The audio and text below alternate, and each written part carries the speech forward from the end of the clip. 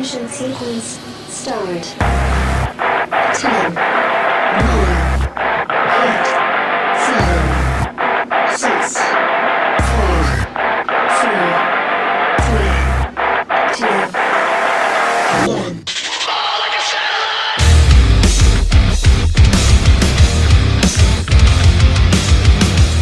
What is going on, guys? You're listening to the Realest podcast. I'm Bill Carter, joined by Andrew Bass, no Chris or Kyle today. And before we start, I want to apologize beforehand because I am sick, if you guys cannot tell. And well, I feel like absolute trash. So if I sound down or if anything, if we mess up with anything, that is why. That is why I've messed up, and especially if I forget anything. And well, I mean, today is the November 28th edition of Monday Night Raw. We had the Tag Team Championships on the line. We also had the Women's Championship on the line. So, Andrew, what do you think of tonight's Monday Night Raw? No, I thought that it had a lot of potential. I thought the women's match was fantastic, which we pretty much learned to expect with Charlotte and Sasha Banks. Though, we'll kind of get into it, but I really feel like they made a good choice by dropping a title. I don't think it should have been the women's title. Yeah, I mean, I agree, man. Like, I 100% agree. My reasons being is we've seen this title go up and down or be changed or change hands. I want to say 4 times now within the past 3 months. 3 or 4 months. So Yeah. we had the first brand split Monday Night Raw where Sasha won it and then turns around at SummerSlam and loses it. Then she wins it on another Monday Night Raw, loses at Hell in Cell, and then turn around and she wins tonight. So TLC needs to be or Roadblock needs to be the last time we see this match happen.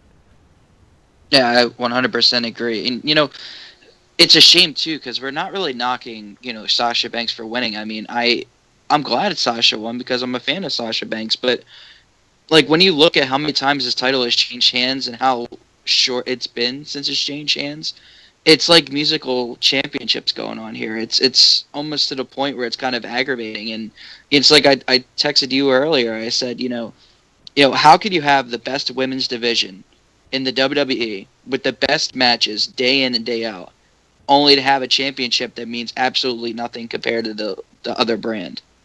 Yeah. I mean, And that's just because of how it switches hands so frequently. And to be completely honest with you, that's 3 titles of Raw that mean absolutely nothing. Think about it. Yeah. The Raw tag team Yeah. divisions mean nothing. Championships mean nothing. You have the women's championships that are getting to that point now where when you keep changing they keep changing who holds the title. It gets to a point where it's like, okay, that's enough. And then the United States Championship, which hasn't even been defended since Hell in a Cell. Yeah, and for what we know, is probably not getting defended until after Roadblock. Now that Roman Reigns is the number 1 contender. But, I mean, it's just when it comes down to what we're seeing here with the championship matches, it's There's no really, middle card build-up. No, there's no middle card build-up, and everything's like kind of cringeworthy. And I say that, and I'll break it apart really quick, really fast. Look at the New Day. The New Day have been champs for almost, what was it, 400 some days. Yeah, they're 2 weeks away from breaking the record. Yeah, 2 weeks away from breaking a record, which we have already gone on and stated they're going to go on and break the record at this point. But, look at the challengers that they've really had. Like, the best chance of them losing the titles and really needing to lose the titles was to Cesaro and Sheamus. As bad as that is to say. And then you got Gallows and Anderson who challenged for the titles this week. And this is like the 12th or 13th time we've seen this, And, at this point, I know the New Day really shouldn't have the titles. And I'm like, well, neither does Gallows and Anderson at this point. It's like we've already seen this and they've already failed. And it just leaves a bad taste in your mouth. Same thing with Charlotte. Charlotte's been the champion for the majority of 2016. The majority of 2016. Yeah, other than a total of maybe 4 weeks. So Yeah. maybe a month. Think about that. for like a month. But She has you held. also have to She hasn't held that title. you also have to put into thought that when she did lose it, it wasn't a whole month, and like combined, it was 2 weeks at a time, if not shorter than that. Right. And see, that's the thing, though. It's just it leaves a stale taste in your mouth because it's like even though we enjoy seeing Charlotte and Sasha, and everybody does. I mean, it's a good matchup. They took their match to new heights. I enjoyed it. It's just, come on, It's just like we're seeing the same things over and over again, and you know, I understand why Charlotte dropped the title tonight because they want to build up Bayley versus Sasha, and obviously Sasha is going to turn heel fairly soon, and we kind of saw that tonight, where she kind of like told Bayley to shut the heck up. Yeah, I mean, So in reality, you need a heel, and Sasha, which we saw in NXT, she wasn't a bad heel. She had full support behind her, but she wasn't a bad heel at all. So I wouldn't mind seeing that again because you can't turn Bayley heel. She's too no, you can't turn her heel. no, that's like turning John Cena heel. Yeah, and to be completely honest with you, I wouldn't mind seeing Dana Brooke versus Charlotte, even though it's going to be a match where we're going to be like, oh my god, really? But I mean, why not have that happen at WrestleMania? Or if as much as I don't want to say this, if you have to, have a triple threat match once again for the women's title, which I wouldn't want to see, but that could always happen. Right. Well, I mean, I wouldn't have minded seeing Sasha versus or Charlotte versus um, Bailey. In all honesty, I mean, I definitely want to see Sasha versus Bailey again. I mean, who doesn't? But at the same time, we really haven't gotten a chance to see Charlotte versus Bailey. If you really think about it. Yeah. So I mean, it's something that it could potentially be just as good if it was given the opportunity. And I thought that's the direction that the WWE was going to take it when Charlotte retained the title at Hell in a Cell. But it looks like the demand for Sasha to face Bailey coming soon, probably as soon as the Royal Rumble. I'm going to guess. Sasha versus Outweigh Bayley? the idea of Sasha versus Bailey. You I want think to it hear should be a something? WrestleMania thing. You want to hear but I something could see bad, it. sad? What's that? I could honestly and truthfully see Charlotte versus Sasha go to the Royal Rumble. I hope not. I could see that one being the final one and like Charlotte winning it or something. Well, I don't want to see that. Honestly, like Charlotte needs a rematch. She has to get a rematch. She'll But get here's that my at thing. Roadblock. Here's this thing though. Now you're gonna have the idea of the title possibly switching hands again because you have Charlotte who's undefeated in singles matches in pay-per-views. Pay-per-views since she started. Since she started. So that's so at it's Night of Champions last year. Not this past Clash of yeah. Champions, Night of Champions. I went to that one. Ha. But I mean, it's just like she's due a rematch. But at the same time, Mick Foley made it very clear this is the last time we're going to see it. So it's kind of like now that Sasha won, is that going to get tossed out the window? Are we going to see it again at Roadblock? And if not, are we going to see it again at the Royal Rumble? Well, you could also turn around and have multiple Royal Rumble. Like, you could have 3 Royal Rumbles, as crazy as it sounds. You could have a Raw. I mean, this isn't going to happen. This is me just, brainstorming, So you could have a Raw's Women's Royal Rumble or just have an entire Women's Royal Rumble and have Bayley win it. So basically not even put the title on the line that night. I honestly think that would be an interesting perspective if they do that. Like a Women's Royal Rumble from both brands. I would so totally go for that. Have Raw win that one and then let's be honest here. Raw's going to win both of them. There's no way. If they do something like that, yeah. Because they're going to because the Elimination is coming back, so I can see the Elimination Chamber being SmackDown's pay-per-view to make it where to basically that's their Royal Rumble. Right. But the Royal I mean, like go ahead. You're talking about the Royal Rumble, and like we have 2 big key factors. We already knew that Brock Lesnar was going to get involved, but they actually are putting both of them in the Royal Rumble, and I'm curious as to where they're going to be in the position on the card there. Would you like to know what I would do? 29 and 30, or 1 and 2. Well, if I'm not mistaken, Goldberg's number 1. Well, I mean, just Either because that or he's the number 1 first entrant yeah. So doesn't mean, but- because I mean, like I think it was last year, Big Show said he was going to be the number 1 entrant, and he never was. But why not have Samoa Joe eliminate Brock Lesnar, and then Lesnar come back out and eliminate Goldberg. You could do that. But I mean, I honestly, if someone's going to eliminate Brock Lesnar, I feel like that's going to lead to a feud. You know what I mean? Yeah, there's Like, as much as they want to do Goldberg and Brock again, if somebody eliminates Brock, it's probably going to be Goldberg, and then Goldberg's going to get eliminated by Brock, well, imagine who's this: angry. Chris Jericho wins the Royal Rumble, goes to the WrestleMania to face his best friend or ex-best friend. That would be an interesting choice. It really would. I would love to see that. I think that would be a good match. But I think we say you that know, now, but we don't know where the stories would go.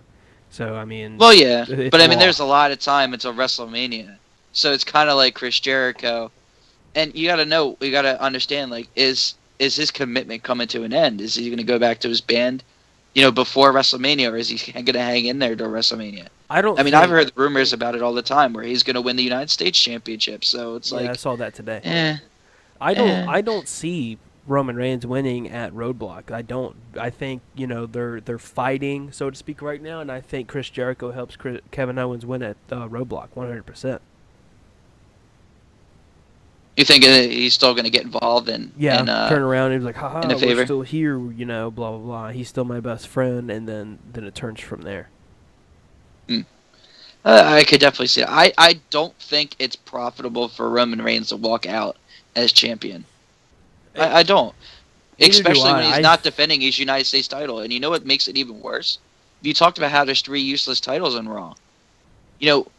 Because Roman Reigns is not defending his title at all, it makes that title completely worthless. Yeah, there's no. It was better on the waist of Rusev. Like we said than it before, is there's on no Roman Reigns. mid-card build-up. You don't have anyone to show off. I mean, you have pointless storylines, which, don't get me wrong, and I'll talk about this, like Braun Strowman and Sami Zayn. First off, Sami Zayn, you could tell in that promo he meant everything he said. Not to mention, Mick Foley is doing an amazing job building these two up. Yeah. Yeah, he lost his teeth today. His fake teeth. But he had to throw him on the ground. But I mean, why not have Sami Zayn go for it? If you want my honest opinion, I mean, months ago at SummerSlam, I was saying I actually like seeing Roman Reigns at a mid-card title. I'm back at the point now. It's just like, man, if you're gonna do this to him, just put him at the main event. Don't do this where you're gonna give him a mid-card title, but we're gonna turn around and not do anything with that title. Like, just put him in a big storyline. If not, put him in the title. As much as I don't want to see it, that's the best thing to do with him to make the title worth something. Yeah. Well, I mean, at the same time, it kind of makes it look like the WWE is making like a little jest at our behalf. The only reason, let's face it, the only reason why Roman Reigns is not either A, the champion, or B, in the championship picture, a while ago is because of his incident with the drugs, the drug tests, So it's kind of like, they're like, okay, we hear you. We're gonna punish you, Roman. We're gonna take away your title. We're gonna put you in the mid card for just a few months, and then we're gonna throw you right back in a championship picture. And it's kind of like the WWE's kind of saying, "F you, we're going forward with it," because now he's the United States champion, and they have him challenging for the Universal Championship, and it's kind of like nothing changed. You're absolutely right. No, I mean, for 2 or 3 pay-per-views, we've seen change. But now you turn around and Kevin, and like I've said before, one of the safest bets ever, if you're a betting person, there's 3 people that are very safe to bet. 1 being John Cena, 2 being Roman Reigns, and 3 being the New Day. And, I mean, you can add 4 with Charlotte at pay-per-views, but, there's that chance, there's actually a chance that she might not win it. But, Right. I mean, I like Kevin Owens. I like what they're doing with him. I think he's been a good champion. I think he's been a good heel champion. I think he's, it just sucks because the brand he's on isn't all that great. Or I say that, and, let's just say the storytelling isn't all that great and the writing hasn't been all that great. But he's been good. Yeah, and you could really say that about a lot of the Raw talent. Like, I've really enjoyed some matches here and there, and some of the story, like tonight with Rollins and Chris Jericho, I enjoyed that. I enjoyed how, Sasha and Charlotte went a little bit hardcore tonight. I enjoy all that, but you can't just give me a 5-star match and I'll be happy. You know what I mean? As a wrestling fan, I enjoy a 5-star match. I'm happy with a 5-star match. But you got to execute it with a story, otherwise it doesn't really mean anything. And that's what you see with Charlotte and Sasha, the exchange of titles. And you're seeing that with Roman Reigns. You can have Roman Reigns put on the best match of his life. And come on, the guy can wrestle. Let's face it. He's a good Who, wrestler. Roman? I would say he's a good wrestler. He could put on a show. If he really wanted to, absolutely. But the problem is that the way in which you tell the story with Roman Reigns. Part of me really thinks that he gets carried a lot. Like, I completely think that through the AJ Styles feud, I think AJ carried him throughout all of that. Come on, AJ Styles carries almost everybody through a feud. I mean, yeah, but, I mean, come on. Still. I mean, it's just the way that Roman Reigns is booked. That's the number one thing. Roman Reigns is booked on everyone's throat. And you know what? It's happening again. They're bringing it back. And there's nothing we can do about it. And it's just like at the point where I'm so tuned off to Raw. I'd even want to watch that championship match tonight. Or not the championship match, the, number one contenders match there, It's But just... Speaking of Roman, I didn't think that his promo with Kevin Owens earlier was all that bad. I didn't. I thought it was good. I thought it was very good. I thought a lot of the promos today were good. Yeah, if we had one of our viewers here, you better be marking this down, because it's the first time we've ever said anything good about him. But back to the women's title, man. They're doing as much as they can with that title. They did Hell in the Cell to keep it interesting. Now they went kind of extreme to keep it interesting. And it was, they deliver, but it's like at the same time, it's a good match, but I've already seen it 4 times. Yeah. That's the only downside about it. It's kind of like, eh.